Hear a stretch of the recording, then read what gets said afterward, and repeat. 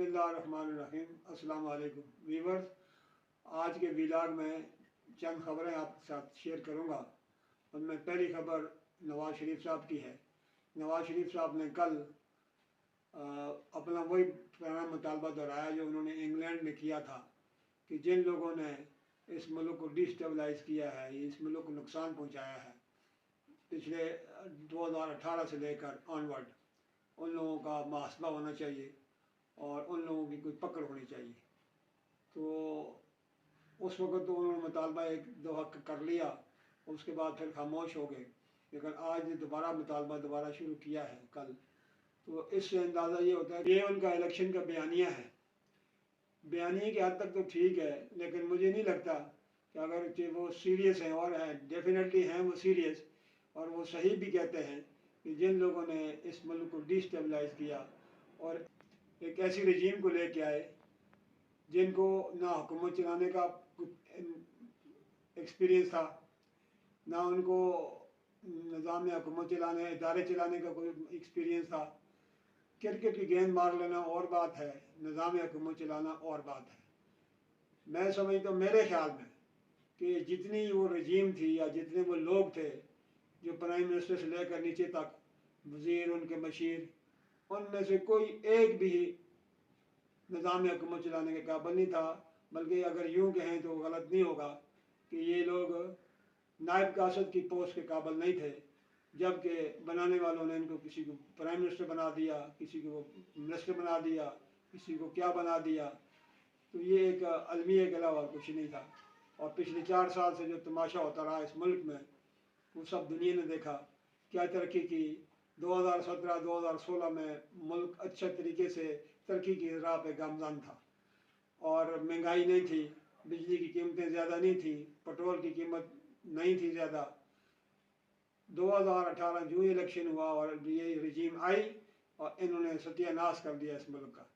तो मैं समझता हूँ कि नवाज़ शरीफ साहब का ये जो मुतालबा है ये बिल्कुल दुरुस्त है, और मुहासबा होना चाहिए उन लोगों का, उनमें चाहे कोई भी हो, उनमें कोई जुडिशरी के लोग हों, उनमें कोई इस्टेब्लिशमेंट के लोग हों, जो लोग इसमें मुलव्वस हैं या थे या रहे हैं, उनकी पकड़ होनी चाहिए। दूसरी खबर यह है कि सुप्रीम कोर्ट ऑफ पाकिस्तान में फ़ौजी अदालतों के ख़िलाफ़ जो फ़ैसला आया था, उस फैसले के अगेंस्ट जो अपील दायर की गई, वो अपील तस्लीम कर ली गई है और एक 6 रुकनी बेंच तश्कील दे दिया गया है।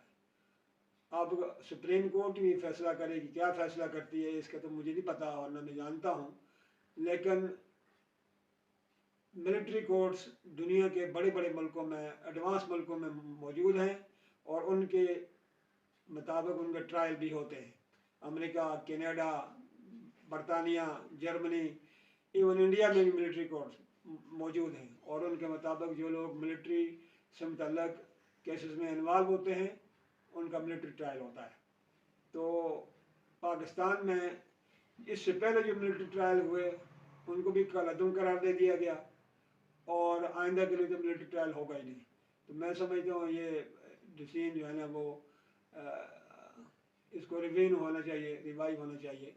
तो मिलिट्री ट्रायल बहुत ज़रूरी है, इसलिए भी ज़रूरी है कि इससे अगर मिलिट्री ट्रायल के तहत लोगों को सज़ाएँ दी जाती तो अभी तक 9 मई के वाक़यात, 9 मई के सारे मुजरिमों को कैफ़िर किरदार तक पहुँचाया जा चुका होता, जबकि अभी तक किसी बंदे को कोई सज़ा नहीं हुई। 9 मई के हवाले से किसी बंदे को कोई सज़ा नहीं हुई।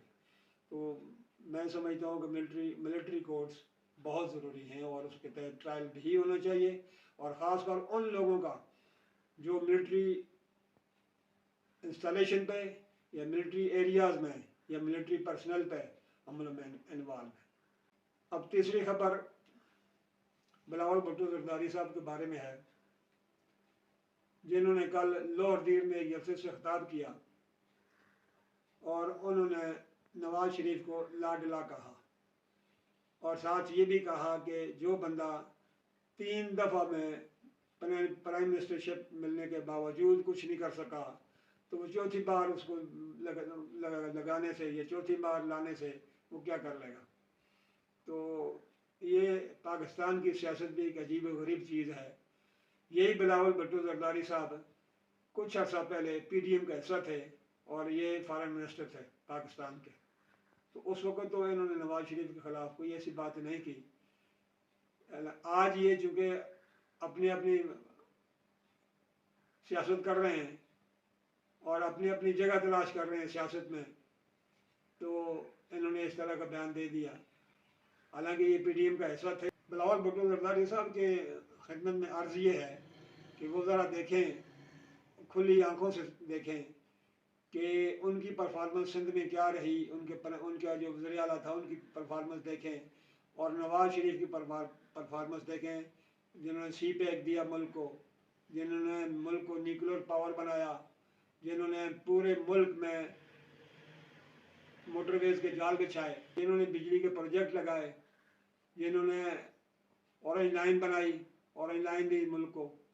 تو اور کیا کر سکتے ہیں؟ اور جن آج دیکھ رہے ہیں، میں زیادہ اس سیاست کا میرا تعلق نہیں ہے، لیکن پھر بھی آپ بلاول بھٹو زرداری صاحب، آپ اپنی پرفارمنس اور نواز شریف کی پرفارمنس کو ذرا دیکھ لیں، اور پھر ذرا اپنے گربان میں جھانکیں کہ آپ لوگوں نے کیا کیا ہے اور نواز شریف کے بارے میں نواز شریف نے کیا کیا ہے اس ملک کے لیے.